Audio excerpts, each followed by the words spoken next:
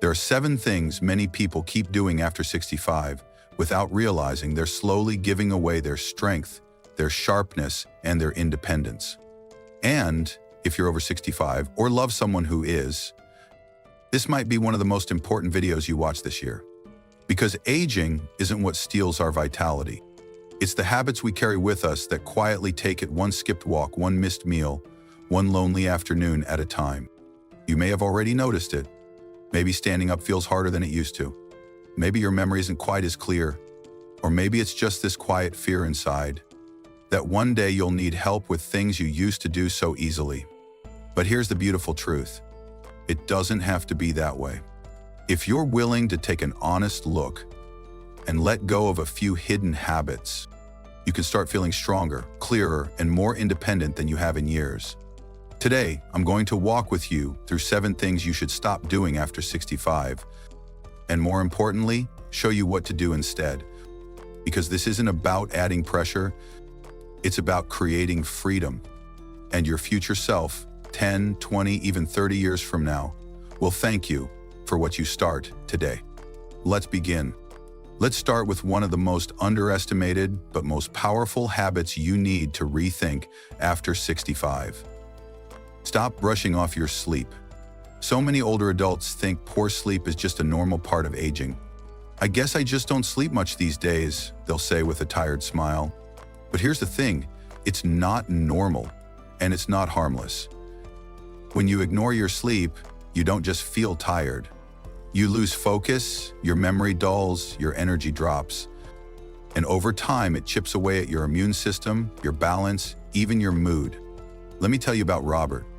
He's 72, spent most of his life working on his feet, strong as a horse. But lately, he told me, I wake up 3-4 times a night. Sometimes I feel like I barely slept. Everything just feels harder the next day. He thought it was just part of getting older, until he realized he was forgetting appointments, feeling off balance, and starting to avoid even short walks. It wasn't weakness, it was sleep debt, and it was catching up.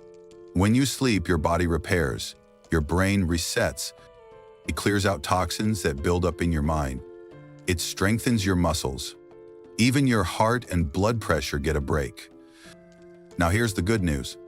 You can reclaim your sleep gently, naturally, without pills or drastic changes. Here are a few small steps that made a big difference for Robert, and can for you too. Stick to a regular sleep schedule, even on weekends. Dim the lights an hour before bed. Let your body ease into rest mode. Turn off screens, phones, TV, tablets. That blue light tells your brain it's still daytime. Drink something warm but caffeine-free, like chamomile tea or golden milk. Try a wind-down routine, light stretches, soft music, prayer, or a short journal note. It's not about chasing 8 perfect hours. It's about giving your body permission to rest and letting sleep become a form of healing again. So ask yourself tonight, am I letting my body rest the way it deserves to? Because when you start protecting your sleep, you'll be amazed at how much more alive, alert, and steady you feel each day. And speaking of steady, let's talk about what happens when we sit too much, and how stillness can sometimes be more dangerous than movement. Now, I know what you might be thinking, but I've earned the right to rest. I'm retired. I like my chair. I like my shows. And you're absolutely right, you have earned rest. But what most people don't realize is this. Too much sitting isn't rest, it's slow erosion. Let me ask you a simple question. How many hours a day do you spend sitting? Reading, eating, watching TV, scrolling, just sitting. For many people over 65, that number is shockingly high. And the effects, though invisible at first, are real. Let me tell you about Carol. She's 69. Sweet, thoughtful, loves puzzles, and afternoon tea. After retiring, she slipped into a peaceful routine. A lot of sitting. It felt harmless until she started noticing her legs were weaker. She'd get dizzy standing up, and walking upstairs started to feel like climbing a mountain. Her doctor said something that stuck with her. Stillness is like a silent thief. You won't feel it stealing from you until you try to get it back. Here's the science. When you sit for long periods, blood flow slows, muscles lose strength, your metabolism drops, and your balance, the thing that keeps you from falling, begins to disappear. No, don't worry, you don't need to start running marathons. The solution is simple: move gently but often. Here's what I suggested to Carol and what changed her life in just a few weeks.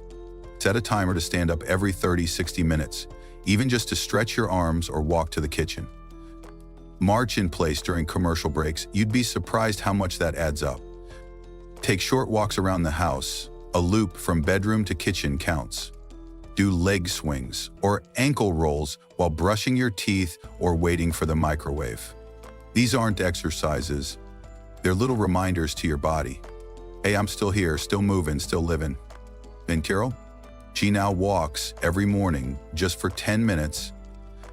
Her legs feel stronger. Her back doesn't ache as much.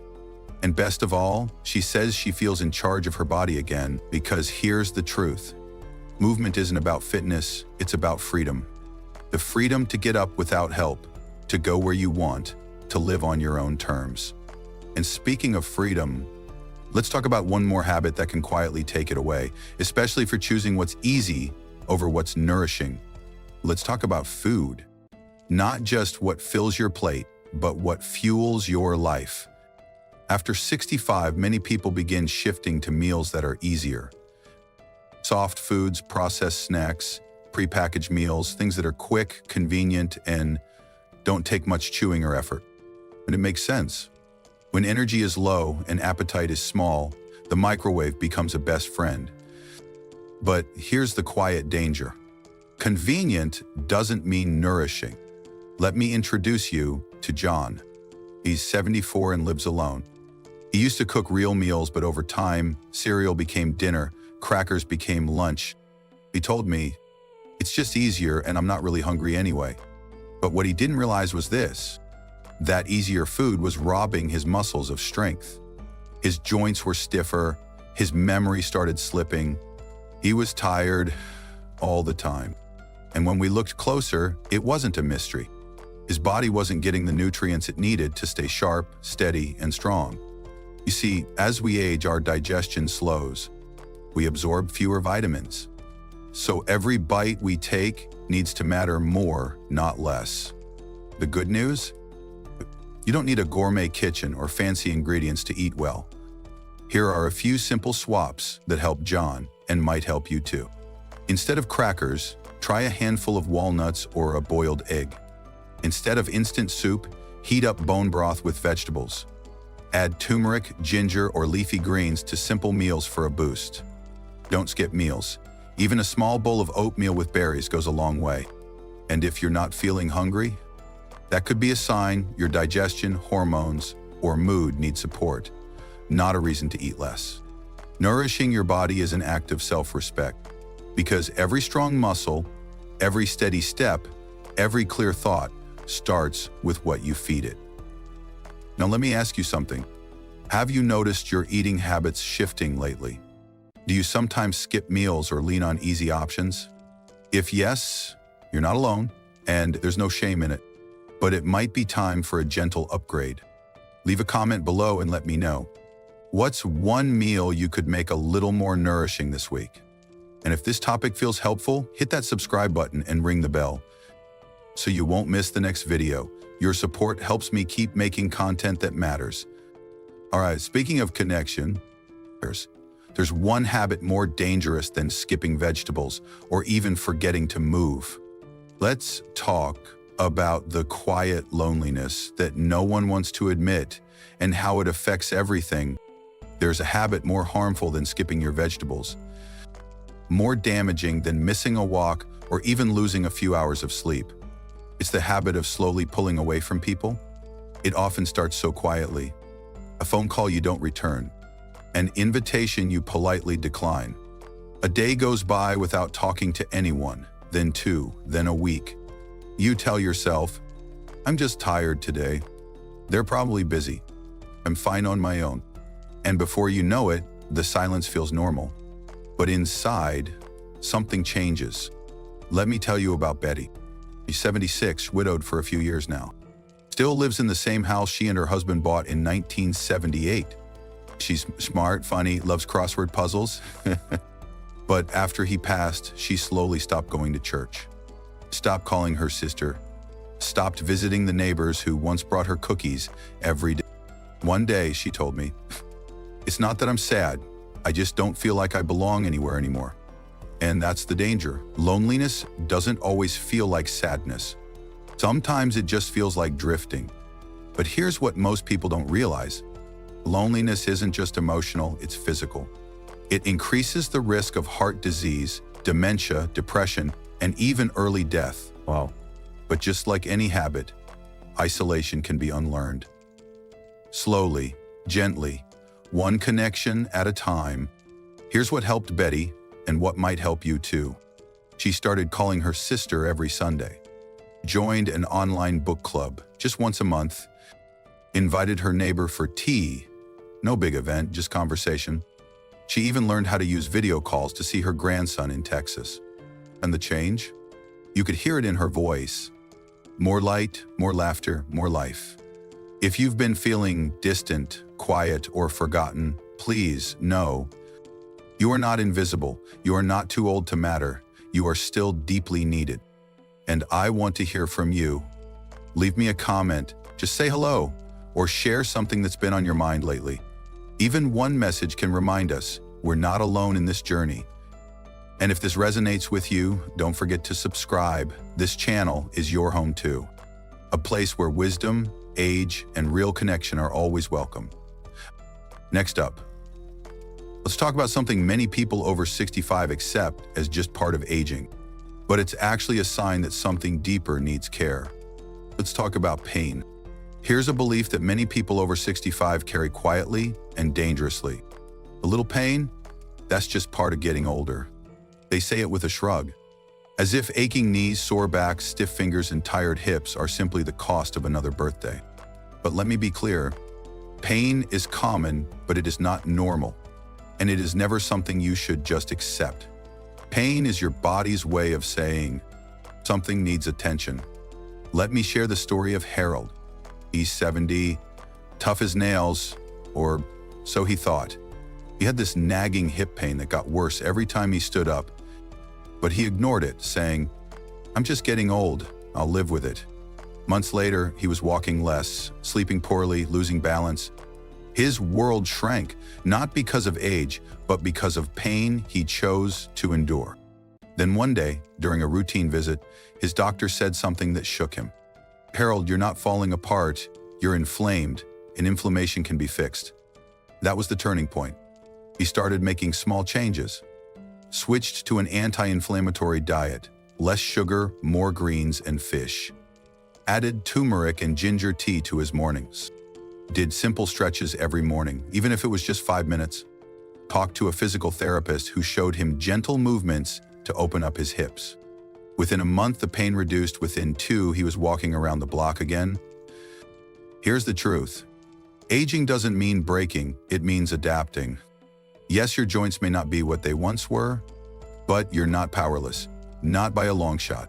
So if you've been waking up stiff, hurting during walks, or avoiding certain movements because that's just how it is now, please stop and listen. Your pain is a message, not a sentence. And if this hits home for you, leave a comment below and tell me. What's one area of your body that's been trying to get your attention? Just naming it is a powerful first step. And hey, if you're finding this video helpful, inspiring, or just honest in a way you've needed to hear, hit that subscribe button and ring the bell. That's how you tell me. Keep going, keep making videos like this. And I promise I will. Now, let's talk about something just as limiting as pain, but hidden in the mind, not the body. That quiet voice that says, "I'm too old to try anything new." It's time to quiet that voice. If there's one lie that keeps too many good people stuck in place, it's this. I'm too old to learn something new. And I get it. The world moves fast, technology changes daily, and sometimes it feels like everything is made for people under 40. But here's the truth, and I want you to hear this loud and clear. Your brain doesn't stop learning when you retire, It stops learning when you stop using it. Let me tell you about Helen. She's 81. Never touched a smartphone until she turned 77. One day, her granddaughter handed her a tablet and said, "Grandma, I made you an email, so now we can write each other's stories." Helen was terrified. She didn't grow up with screens. She didn't know where to tap or how to scroll. But she gave it a try, and that one step, it opened a whole new world. Now she writes emails every week. She joined an online gardening group. She even learned how to video chat, and the first time she saw her great-grandson giggle through the screen, she cried. She told me, "I thought I was too old to learn, but turns out I was just out of practice." Learning doesn't have to mean going back to school.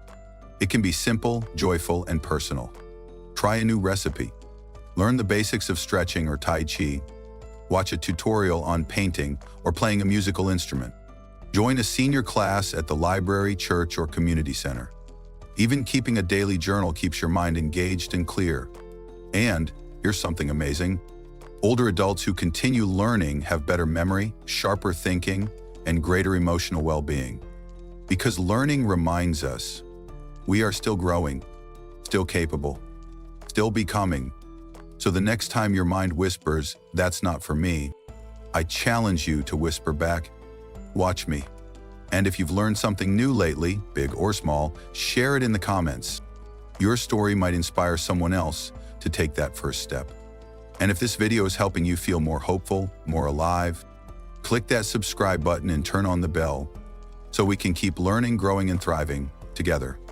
Now, as we near the final part of this journey, let's talk about a habit that's easy to delay, but one that could truly save your life: skipping preventive checkups. Let's take a closer look. Let's be honest, nobody looks forward to doctor appointments. The waiting rooms, the paperwork, the worry of what if they find something. It's no surprise that many people over 65 quietly stop going unless something feels really wrong. But here's the truth. Preventive care isn't about fear, it's about freedom.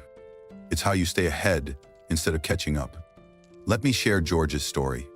He's 73, walks every morning, feels pretty healthy. He almost skipped his annual physical last year, but something told him to go. His doctor ran a few tests and found early signs of prediabetes. George had no symptoms, but that one visit gave him the chance to change course before it was too late. He cut back on sugar, added more movement into his day, and now his numbers are back in the safe zone. No medications, no complications, just awareness and action.